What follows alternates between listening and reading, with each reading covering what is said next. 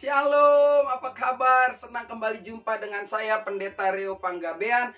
Dan kita akan membahas satu bagian di waktu singkat ini tentang hidup Yosua. Bagaimana saudara mau berhasil, serius mau sukses. Ini adalah episode atau edisi ke-114 dari Renungan Sebelum Tidur. Nah, mari kita akan belajar apa yang dikerjakan Yosua sehingga Yosua bisa berhasil menjadi panglima, menjadi pengganti Musa di kemudian hari.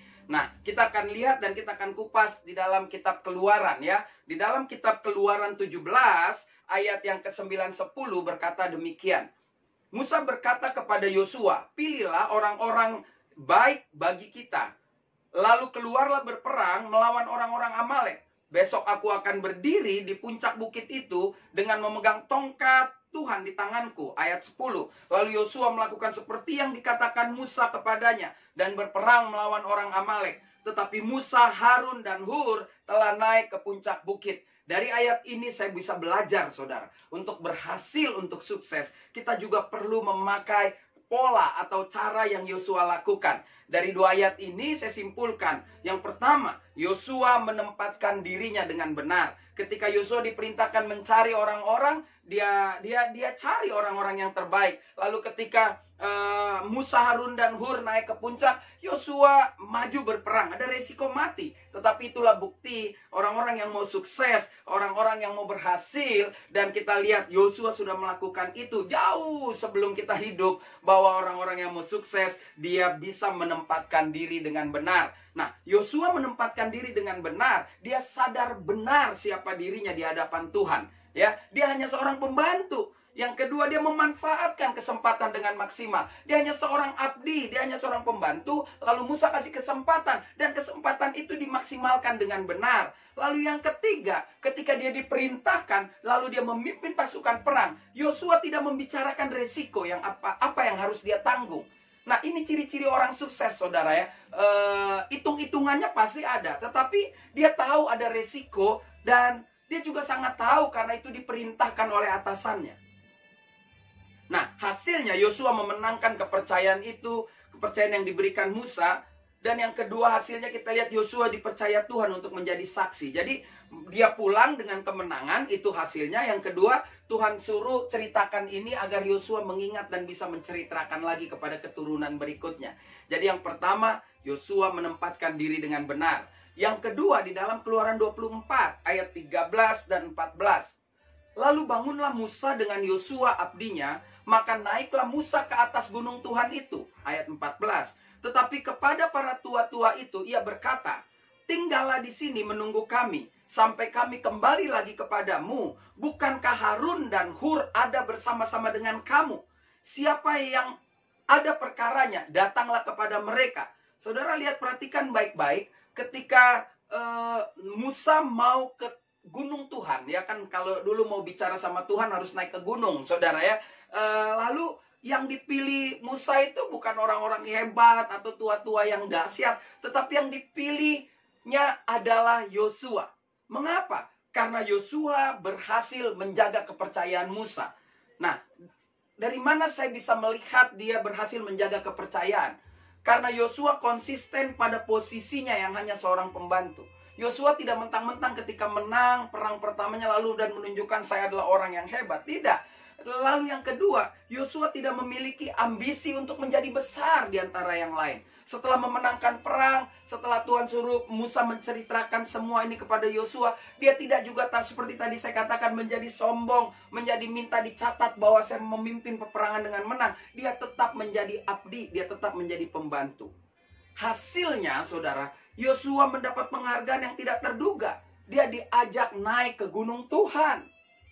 Itulah hasil orang-orang yang tahu konsisten ya. Dia konsisten dengan posisinya.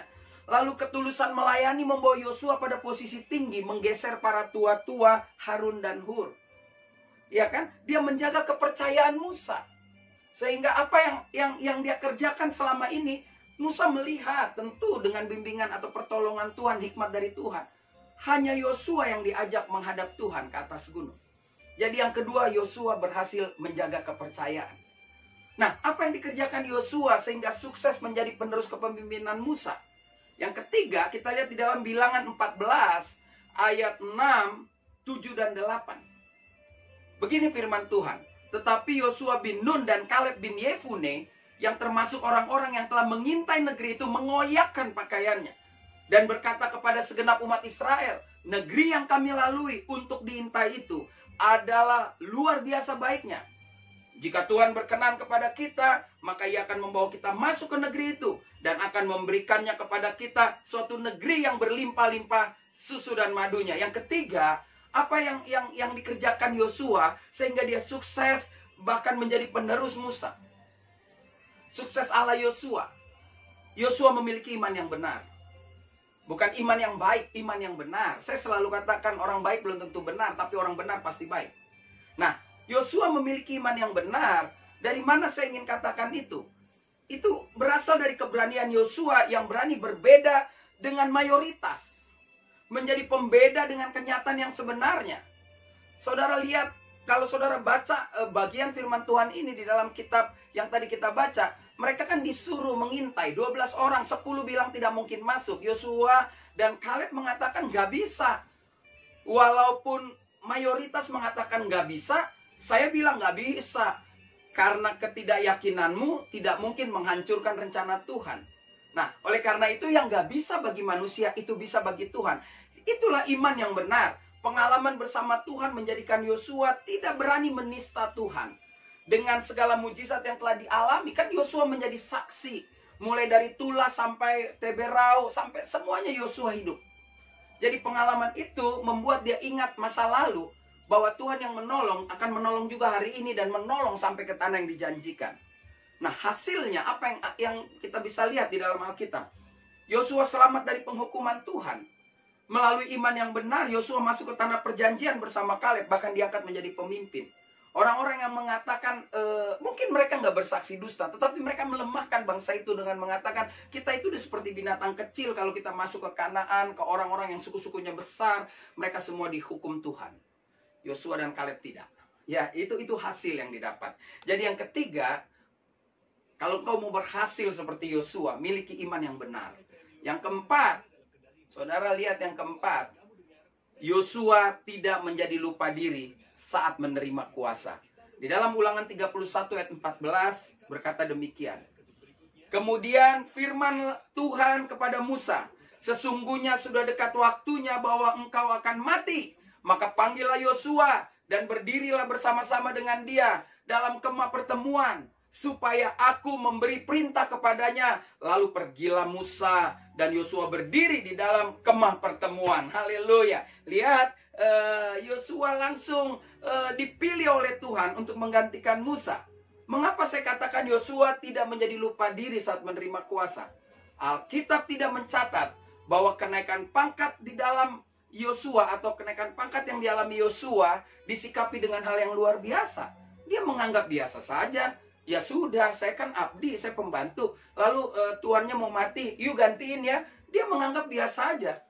Yang kedua yang bisa saya pelajari, Yosua menyadari bahwa posisinya saat itu adalah posisi yang rawan. Karena harus memimpin bangsa yang tegar tengkuk. Dan Yosua tetap perlu pimpinan Tuhan. Jadi waktu dia menerima kuasa, dia nggak pesta. Dia nggak ibadah ibadah keluarga, dia nggak bikin syukuran yang dahsyat-dahsyat, karena dia tahu ketika saya menjadi pemimpin, saya harus memimpin orang-orang yang tegar tengkuk seperti ini. Tapi hasilnya, saudara, Yosua mendapat perintah langsung dari Tuhan. Ya, di dalam Ulangan 31:23, Yosua mendapat pengakuan di hadapan seluruh umat. Wow, Yosua mendapat kebijaksanaan sehingga seluruh umat mendengarkannya. Mungkin nanti saudara bisa baca di kitab Ulangan di pasal-pasal terakhir. Jadi yang keempat, apa yang dikerjakan Yosua hingga sukses menjadi penerus Musa, Yosua tidak menjadi lupa diri saat menerima kuasa. Sahabat, sebelum tidur, ya kan, saudara yang menyaksikan tayangan ini yang belum pernah hadir di sebelum tidur, ini adalah ibadah setiap malam Senin sampai Jumat jam 9 malam. Saat teduh, dan saya memilih judul saat teduh itu adalah hashtag sebelum tidur. Jadi saudara terus ikuti acara live sebelum tidur di Facebook dan di Instagram ya, Facebook Rio B. Panggabean, Instagramnya sebelum tidur _official ya. Dan beberapa khotbah malam itu seperti saudara saksikan juga akan saya rekam ulang untuk saya masuki di YouTube. Jadi kalau saudara nonton YouTube ini jangan cuma nonton, tapi subscribe dan klik loncengnya supaya setiap kali saya upload renungan-renungan firman Tuhan, saudara bisa langsung menerimanya. Puji Tuhan.